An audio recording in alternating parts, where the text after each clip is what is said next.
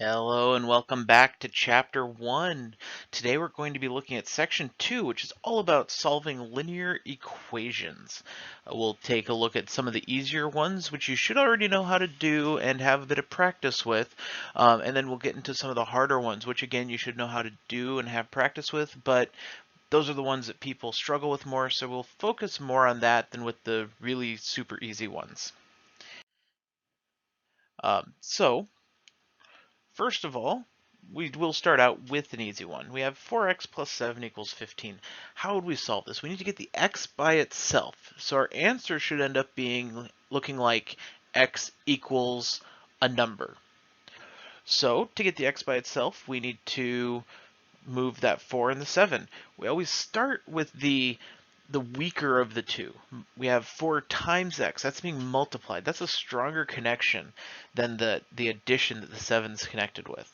So we're going to subtract the 7 from both sides of the equal sign, because what we do to one side of the equal sign, we have to do to the other side of the equal sign to keep the equation balanced. And so that leaves us with 4x still on this side, then equals 15 minus 7 is 8. Our next step, to get rid of that times 4, we divide by 4. And again, have to do it to both sides of the equation. And so we end up with x equals 2. And so that's the basic idea behind solving a linear equation. Now they do get more difficult. There's just other steps added in. For example, in this next one, we have some terms that we need to combine before we can really do much. Also notice we are using a different variable. We're using the variable m. Now the actual variable you use does not really affect anything in the process. The difference is the answer. This first one we had x equals 2. In the second one we're going to have m equals something. Is that a huge difference? No, but if our variable is m, it really needs to stay m. That's one of the things people miss in their homework. Like they'll get down to the answer, it's like, oh, x equals whatever, but it shouldn't have been x, it should have been m. And that kind of precision in keeping your variable is something that we do need to work with. So to do this, we're going to combine our like terms. The first thing, we have some variables. We have 7m and we have negative 9m. Remember that negative is going to attach itself to that 9. So 7m minus 9m is going to be negative 2m. And then we have some numbers. We've got a negative 4 and a negative 36. Negative 4 minus 36, or negative 4 plus negative 36, is going to be negative 40. And then it still equals 0. We haven't done anything to that. Now, we're basically the same place we were in that first problem. We need to get rid of that negative 40. So I said we take the weaker of them. It's basically like a reverse PEMDAS thing. So we first deal with our addition subtraction, then our multiplication division, and then the exponents and parentheses. So to get rid of minus 40, we're going to add 40, do it to both sides of the equation. That leaves us with negative 2m equals 40. And now when we divide, we have to divide by negative 2. So we end up with m equals 40 divided by negative 2 is negative 20. And so, again, that was the same process, the same kind of problem. It just had an extra step or two in there. And that's what we're going to see. It's just that extra step or two can change from problem to problem. This one, that extra step is going to come with distribution. Now, there are two ways that we could do this problem. The first one, we could actually divide right in the beginning. So I'm actually going to do this problem twice. We have 2 times 2x plus 1 equals 26. So first step, we could divide by 2 to get 2x plus 1 equals 13. Notice I don't need the parentheses anymore because there's nothing outside of them. And now we're at the same place we were at in that first problem. We can subtract 1 to get 2x equals 12, divide by 2 to get x equals 6. That's one way of doing this problem. Another way of doing this exact same problem is we could distribute. We could take this number and multiply it to everything inside the parentheses. So 2 times 2x is 4x, plus 2 times 1 is plus 2 equals 26. Now we're at that same place we were at with that first problem. We can subtract 2 to get 4x equals 24, and then divide by 4 to get x equals 6. Notice we got the same answer both times because we're doing the same thing. What are the benefits? That division step in the very beginning kept our numbers a little bit smaller, easier to work with. If 26 would have been an odd number and we would have divided and ended up with a fraction or a decimal, that may have made things a little bit more difficult to work with, but not too horrible. But there are times when if we had, say, more sets of parentheses, which we'll see in just a minute or so, you can't really do that division thing. You have to distribute. So the distribution will always work. There's always exceptions, I'm sure, but it will work more frequently, especially with a normal type of problem. However, if you can divide, it's a little bit quicker. The numbers are a little bit easier.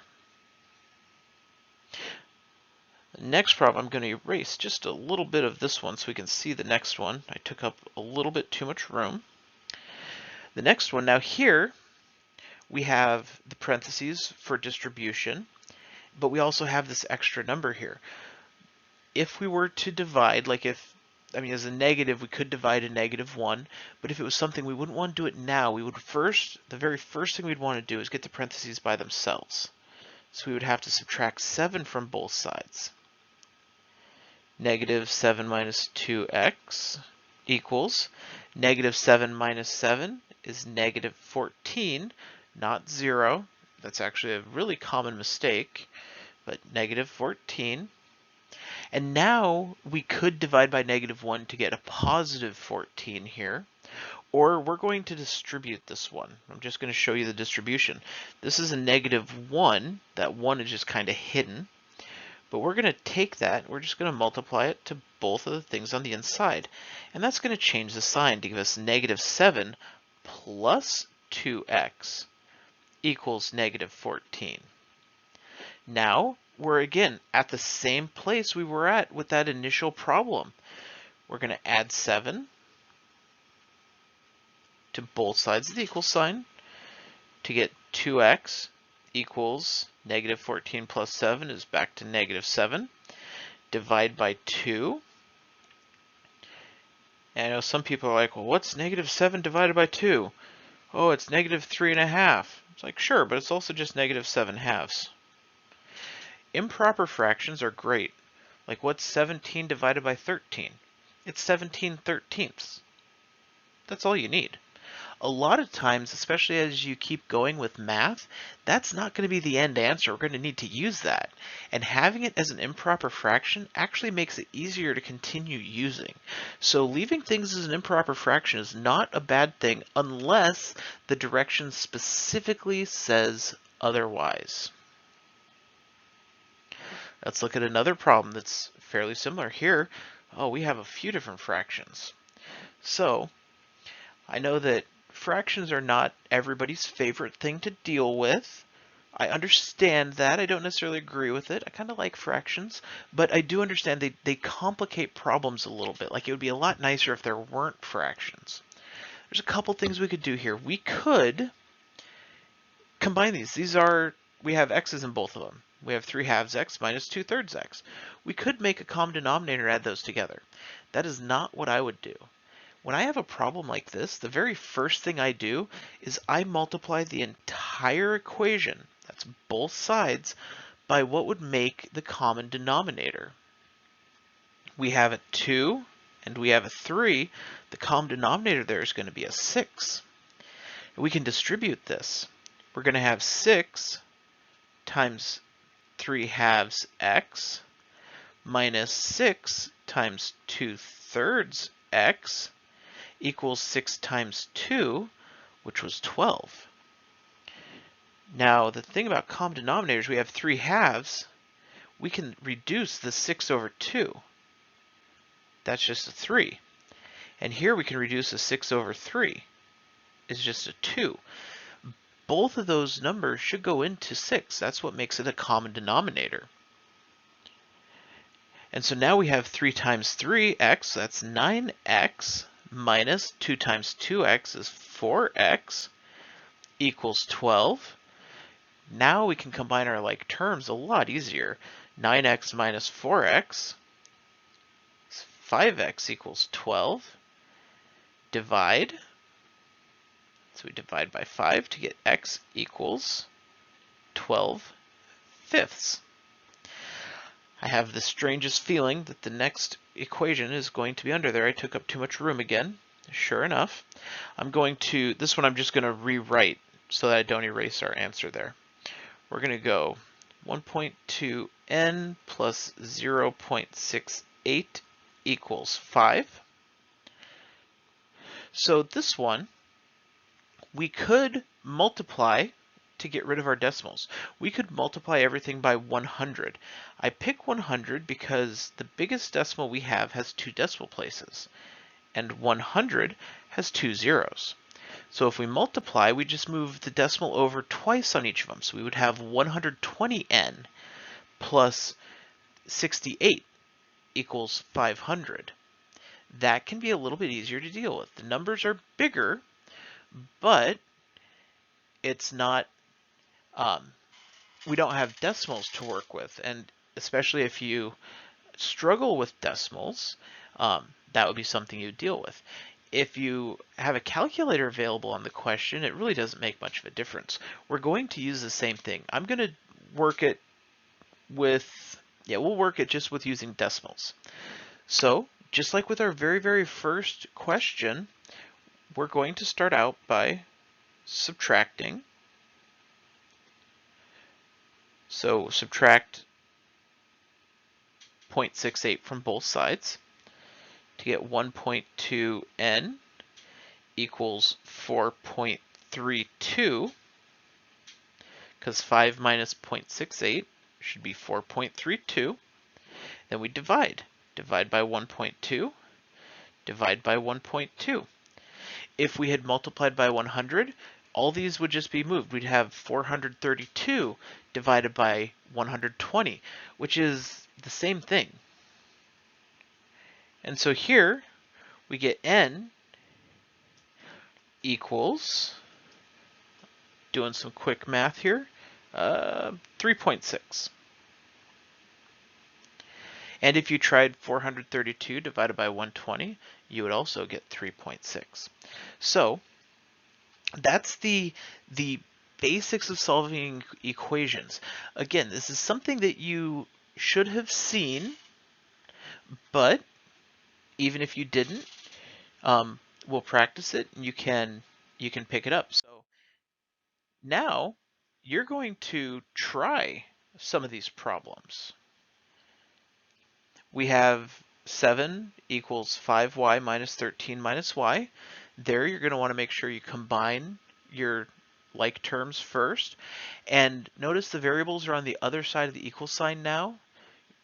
It doesn't matter. I'd rewrite it. Right in the beginning, go 5y minus 13 minus y equals 7. And then it's the same. It does not matter which side of the equal sign stuff is on. You can always flip it around. We have negative 2 times 2z plus 1 equals 26. You have a couple options. You could distribute that or you could divide. That's up to you. And 3m over 4 minus m over 12 equals 7 over 8. So here, you could make a common denominator with the m's and combine them, and then deal with the fractions, or you could multiply by a common denominator there. So what you're going to do now is pause this video, and then on pencil and paper, work out these problems. When you're done with them, when you're ready, unpause the video, and we will go over them. All right, so go ahead and pause your video right now.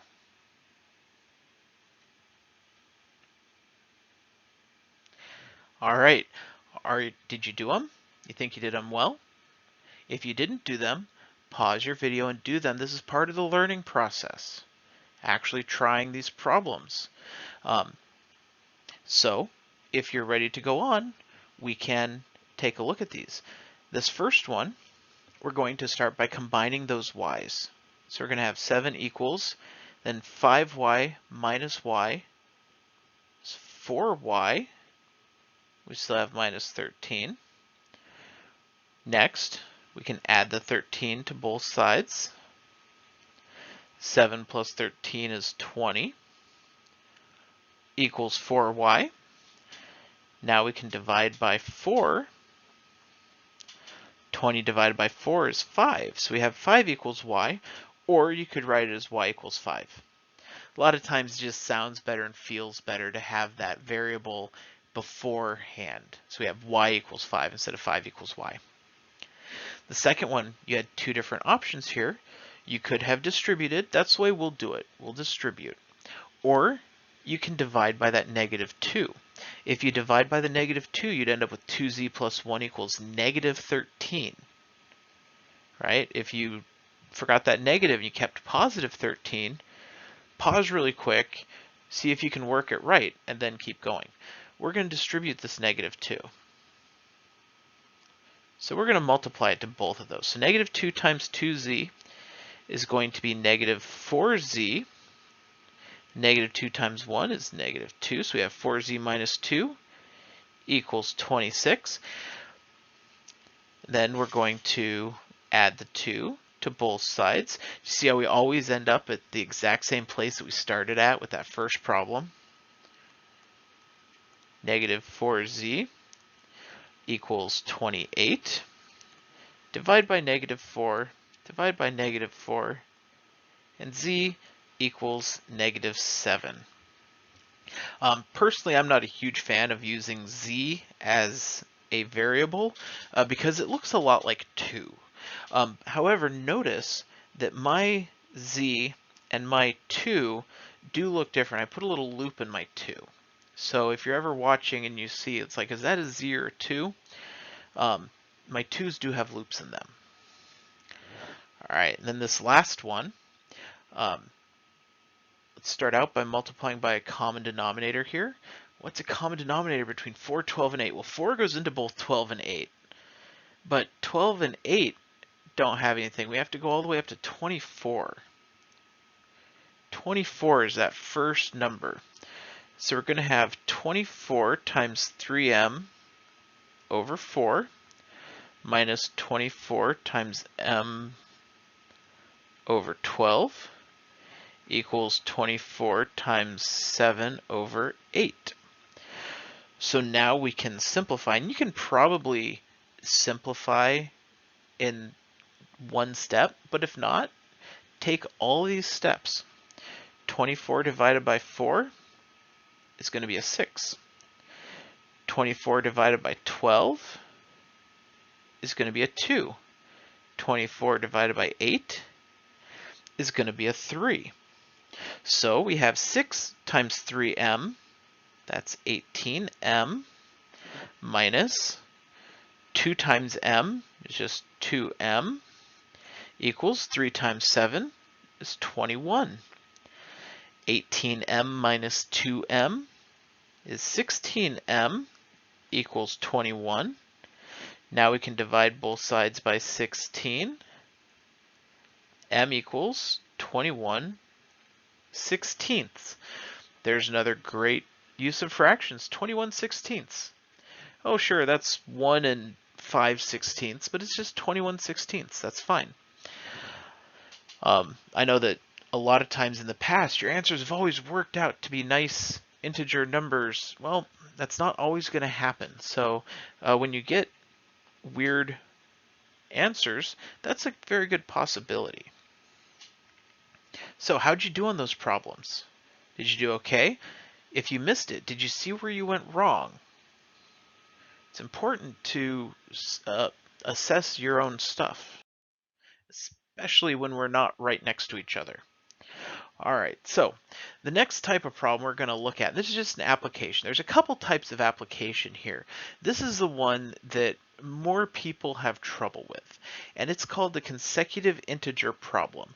The questions go a lot like, 3 consecutive integers have a sum of 37. It's like, how do you even set that up? Usually with word problems, it's pretty easy to set up. You have, it kind of like walks you through the equation right in the word problem. But these ones are a little bit different. So what do those even look like? Well, there's the consecutive integers. A consecutive integer would be things like 6, 7, 8, or 13, 14, 15. They're just 3 numbers right in a row. Well, I'm going to give the first number a name.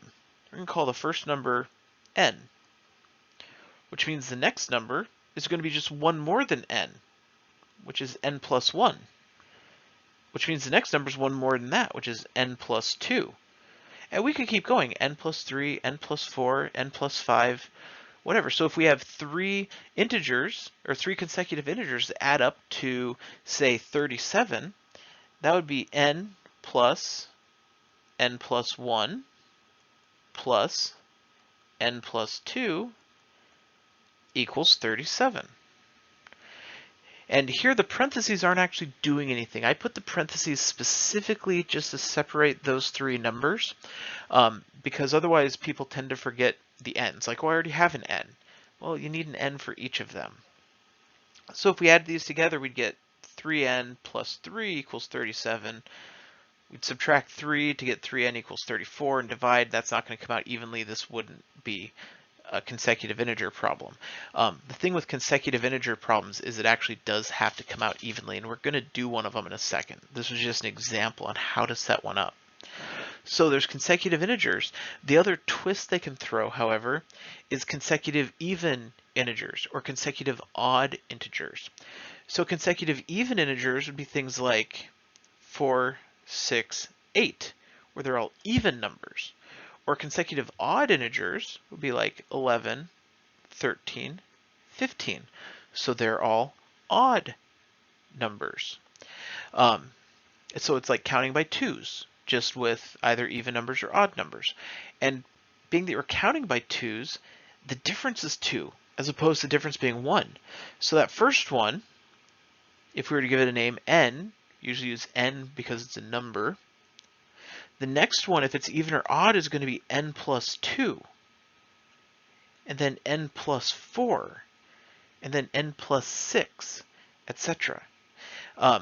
And that's actually true for both even and odd.